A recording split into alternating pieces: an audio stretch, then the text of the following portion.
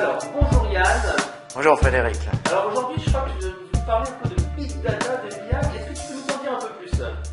Oui, en fait, c'est un grand jour parce que le 6 octobre, avec mon client Business et Décision, eh bien, nous lançons tout un nouveau pan de contenu, mais aussi en fait d'un point de vue stratégique, on montre que Business et Décision, qui est la SS2I experte en business intelligence que tu connais bien, est aussi en fait présente sur le domaine big data. Alors ça peut paraître un peu bizarre parce que tu vas me dire business intelligence, big data, c'est la même chose, et en fait pas du tout. Ce sont deux domaines qui sont connexes, voire même qui se nourrissent parce que les big data ont besoin du BI, bien entendu, mais qui sont quand même le signe de temps qui change et de méthodologie qui évolue. D'accord. Alors, big data, ça veut dire beaucoup de volume de données, une vélocité importante, des traitements importants. Un petit peu toi, au niveau du social media, dont tu es un expert, on utilise beaucoup ça, que ce soit pour du Google Analytics en temps réel, que ce soit du Twitter pour des tendances. Est-ce que tu peux nous donner quelques petits exemples et après on reviendra sur BD Alors non seulement on l'utilise beaucoup en médias sociaux, mais en fait c'est né des médias sociaux. Enfin, c'est né de l'Internet en tout cas. Et je dirais on pourrait situer les premiers, les pionniers des big data, c'est Amazon par exemple. Tout bêtement, dès 95-16, les tout débuts d'Amazon, eh bien il y a la page à votre image. On vous recommande tel produit ou telle personne. Ah, c'était mieux que ça, c'était carrément la page à votre image, the page you made, que tu as sur Amazon, dès le départ, te donner une page pour toi, une page personnalisée. C'était si tu te souviens de cette époque-là, vers la fin des années 90, c'était les beaux jours de Don Peppers et Rogers, c'était le marketing one-to-one. À l'époque, ça s'est arrêté, d'ailleurs, ça s'est arrêté avec la bulle. Et puis finalement, on a dit, non, c'est pas possible le marketing one-to-one, c'est pas possible. C'est pas possible. Et puis si, c'était possible. En fait, c'était possible. On n'avait pas les technologies pour le faire. Amazon, eux, avait des moyens énormes pour pouvoir faire. Tu sais qu'ils utilisaient un logiciel de personnalisation qui s'appelait Vignette. Rien que le logiciel coûtait $1 million pour le mettre en place. Rien que pour le mettre en place. Donc, forcément, c'était pas du tout à la porte. Voilà. Ce qui diffère aujourd'hui, c'est qu'avec des technologies open source, alors des fois c'est un peu complexe parce que c'est pas toujours les mêmes et puis ça évolue en temps réel et ce qu'on peut décrire aujourd'hui n'est pas la même chose que ce qu'on va décrire demain, mais ce sont des technologies open source qui sont accessibles au plus grand nombre et qui font que ces approches big data, on les a appelées les approches du marketing de l'incertain, parce que ce sont des approches qui vont permettre de marketer différemment. C'est à l'opposé de ce qu'on avait avant, du marketing de la certitude. J'ai un produit, j'ai une cible, et je tire jusqu'à temps que la cible en ait marre, et cède sous mes coups de butoir de publicité, et au bout d'un moment, poum, de guerre lasse, elle va finir par acheter. Alors bien entendu, on sait bien que c'est pas comme ça que ça se passe. Entendons-nous, je ne veux pas dire que la publicité n'est pas efficace, tout marketeur sait que c'est exactement l'inverse, mais ceci étant, les big data apportent une nouvelle forme de marketing qui est complémentaire, voire qui permet des choses qui n'étaient pas possibles avant. Voilà, et c'est ça qui est véritablement différent. Et alors, c'est un domaine qui est complexe, qui est foisonnant, qui est des fois difficile à décrire, on ne le comprend pas bien, c'est difficile à décrire, même les experts ont du mal à décrire ce qu'ils font, parce que ça évolue tout le temps aussi. Et donc, on a un peu tendance, on l'entend ici et là sur le terrain, ah oui, non, c'est juste une mode. C'est tellement facile de dire que ce qu'on ne comprend pas, c'est juste une mode. Et ça, c'est une grossière erreur. C'est une grossière erreur. Les big data ne sont pas une mode. Enfin, oui, il y a une mode de big data, c'est clair, mais c'est aussi une tendance de fond, une tendance qui est là pour rester. Et alors, pour répondre vraiment à ta question, parce que tu as commencé effectivement, comme tout le monde, à décrire les caractéristiques. Les 3V, les 4V, il y en a qui ont rajouté 5, peu importe, on s'en fout, parce que ce sont des variables descriptives. La vitesse, le volume, la véracité, ce sont des variables descriptives.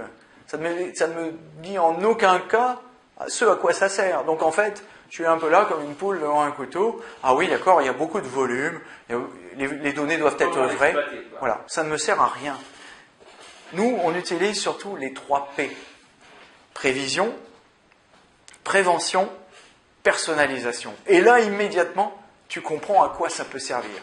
Effectivement, ce sont des données volumineuses, il faut qu'elles aient un certain nombre, certains critères de véracité. Alors, on l'a dit tout à l'heure, c'est du marketing de l'incertain, mais ça n'empêche pas que les forcément structurés, voilà. Des agrégats, des voilà. données un petit peu partielles, ça peut être des tweets, ça peut être des mentions sur un forum, etc. etc. Exactement, des données non structurées. Alors, et c'est ça la particularité, c'est qu'il y a tout un tas de technologies, des bases de données qui ne sont pas toujours des bases de données SQL.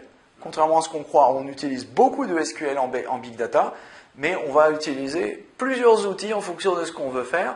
Et puis il y a les fameuses bases de données clés-valeurs, qui sont justement celles qui vont permettre de stocker d'énormes volumes de transactions en temps réel. Tous ne sont pas capables et tous ne sont pas utilisés à faire ça. Mais ces fameuses bases de données clés-valeurs, justement, elles ne stockent pas les données de la même façon. Ouais, on peut y accéder plus rapidement, les traitements sont plus rapides, parce que justement, c'est pas le format SQL qu'on a habituellement. Et le format, justement, il est chaotique. Et c'est pour ça que ça paraît un peu incompréhensible, parce que tu vas me dire, mais non, pour aller vite, il faut ranger les cases dans les bonnes. Eh bien, justement pas. C'est exactement la même chose que ce qui a été découvert par les ingénieurs qui faisaient du stockage dans les entrepôts. Moi, je voyais ça chez Philips, à l'époque, je travaillais chez Philips, dans l'usine d'Amiens. Tu avais des robots qui allaient chercher les pièces détachées des machines à laver. Et c'était très bizarre, tu disais, la logique voudrait qu'on mette les tambours avec les tambours, les caisses avec les caisses, les tableaux de bord avec les tableaux de bord. Bah pas du tout. En fait, la façon la plus efficace de stocker les pièces détachées, c'est de les stocker le plus vite possible, au premier endroit possible. Et donc c'est un stockage chaotique, c'est d'ailleurs celui qui est utilisé par les machines automatisées, prennent une pièce, dès qu'elles trouvent un espace suffisant pour le ranger, elles y rangent, et elles le gardent en mémoire. Et puis, quand il faudra aller la chercher, la mémoire ira chercher là, à l'endroit où elle sait. Et en fait, c'est comme ça que c'est le plus efficace, le plus rapide. C'est ce fameux chaos, cette fameuse incertitude est en fait un gage de rapidité, de qualité. Donc ces fameuses bases de données un peu spéciales, elles vont justement stocker n'importe quoi sur n'importe quoi dans n'importe quel sens. Et tu ne vas pas avoir du tout les données qui vont apparaître de façon structurée, mais elles, avec leur algorithme, elles sont capables d'aller chercher les données beaucoup plus rapidement que ce que tu pourrais faire dans des bases de données structurées, où là c'est très très lourd et très très lent, c'est très très performant sur des petits datasets, mais dès que tu arrives sur des gros datasets, et surtout avec des choses que tu peux rajouter au fur et à mesure, tiens j'ai un champ en plus, je vais le rajouter. Et là on peut le faire avec ce genre de base de données. Donc il y a une vraie révolution de marketing. Là, je ne parle que du marketing, mais je pourrais parler de la finance, je pourrais parler de la logistique. On voit un petit peu avec, par exemple, des tweets, des évolutions de la bourse, où j'avais entendu parler de cette histoire de réputation pour Servier, où on avait déjà repéré sur certains forums il y a quelques années le fait que les gens se plaignaient, qu'il y avait une tendance, mais qui n'était pas écoutée pour la toxicité du médicament, etc. Oui, c'est sûr. Là, c'est certain que si on va chercher sur les médias sociaux les gens qui se plaignent et qui n'ont pas de réponse, on va trouver beaucoup de choses. Parce qu'il y a un déficit de travail par les marques sur leur CRM dans le canal social qui reste encore très majoritairement mal travaillé. La surface, or, en fait, c'est des messages qui sont en dessous de la surface, qui peuvent être sur des forums qui ne sont pas liés à la thématique. Oui. Des forums au féminin, d'Optissimo, etc. Et les gens se plaignent, ils ne connaissent peut-être pas forcément le bon nom de marque, et là, on échappe en fait à l'habituel. Qui n'a fait l'expérience, j'ai un problème avec mon ordinateur, avec une marque ou quoi que ce soit, je vais taper n'importe où dans Internet, je vais me retrouver sur comment ça marche, je vais me retrouver sur un forum d'Optissimo, au féminin.com ou n'importe quoi, et je vais trouver la réponse à ma question. La plupart du temps, c'est documenté par d'autres internautes qui se passent les informations, ou même des fois de façon complètement non structurée. Hier, exceptionnellement, c'était dimanche, je me suis connecté, et sur Facebook, il y avait des échanges très intéressants autour de Éric Dupin sur les gens qui essayaient le nouveau iPhone 6 et surtout le nouveau iOS 8 qui, a priori, posait des gros problèmes en termes de connexion et de déconnexion avec le Wi-Fi. Voilà, et donc immédiatement, j'ai vu que mon iPad qui s'était mis à télécharger cette bête-là, je l'ai immédiatement mis en pause parce que je ne voulais pas avoir un truc qui vienne me prendre le risque effectivement de ne plus avoir le Wi-Fi. D'accord. Alors, si on peut juste finir donc l'événement BD, tu nous en dis quelques mots? Alors, donc en fait, il va y avoir 2 événements. Le 8, un événement client où BD va remettre en fait à ses clients un livre blanc que nous avons écrit en commun. Alors j'ai orchestré ce livre blanc pour le compte de BD, mais il a été très nettement alimenté par des experts de BD qui sont sur le terrain et qui font ça chez leurs clients.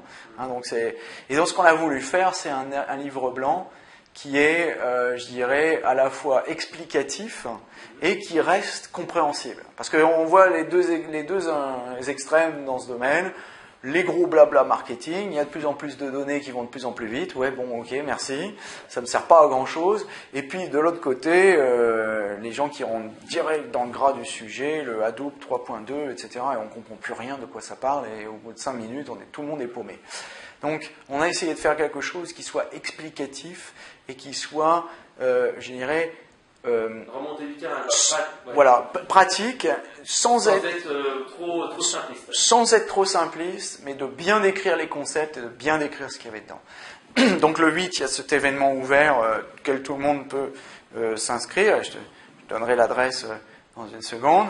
Et puis, il y a cet événement 2 jours auparavant, auquel tu es d'ailleurs convié, en même temps qu'une vingtaine d'influenceurs qui sont inscrits, qui viendront justement découvrir cette discipline des big data qui finalement est assez mal connue, parce qu'on en parle un petit peu n'importe comment, et tout le monde essaie de surfer sur la vague, mais en fait très peu comprennent véritablement de quoi il s'agit, et est capable d'expliquer dans des termes qui sont compréhensibles par les marketeurs, en sachant qu'un des gros challenges, c'est que nos marketeurs, nos braves marketeurs, eh bien, ils ont déjà du mal avec leur base de données de l'ancien temps, et que savoir ce que c'est une donnée, quelle est sa valeur, quelle est la différence entre une donnée et une information, comment on qualifie une base de données, comment on fait une bête jointure entre une base de données et une autre pour enrichir une base, sont des choses qui sont basiques. N'importe qui a géré de la donnée, comme moi je l'ai fait pendant 10 ans, sait ce que c'est, connaît la valeur, c'est la matière première, c'est la pépite. À partir de ce moment-là, on peut commencer à faire marcher la locomotive. Tant qu'on n'a pas la donnée, on ne fait rien. Et les marketeurs aujourd'hui, surtout en France, ont un gros déficit de compétences sur ces domaines-là. Ouais, on reste à l'instinct, on reste dans l'irrationnel, dans l'émotionnel, alors oui. qu'avec justement le factuel, et de plus en plus dans les entreprises, il y a des gens spécialistes de Big Data qui viennent pour essayer justement de retrouver les bonnes informations et avoir un peu de rationnel, ouais. Du prévisionnel, du prédictif, comme tu disais. Enfin déjà, si tu veux, des fois déjà regarder dans le rétroviseur, c'est souvent difficile dans les entreprises. Il va y avoir un travail énorme dans les 5 à 10 ans qui viennent, et c'est pour ça que je parle de tendance lourde, je ne parle pas de... C'est à l'évidence l'inverse d'une mode, parce que c'est quelque chose dans lequel on va rentrer dans la durée, parce que tout bêtement, cette donnée, elle devient essentielle au fonctionnement de l'entreprise. Et donc, qu'on le veuille ou non, les marketeurs vont devoir s'y mettre. Alors ce qu'on va faire également avec BD, c'est qu'on va lancer un blog. En fait, on va lancer toute une série de blogs, mais le premier qu'on va lancer, c'est le blog sur les big data. Alors bon, on le retrouvera tout bêtement à blog.businessdecision.com et on va le lancer là dans les jours qui viennent. Ça sera prêt pour le 6, donc on pourra vous le montrer.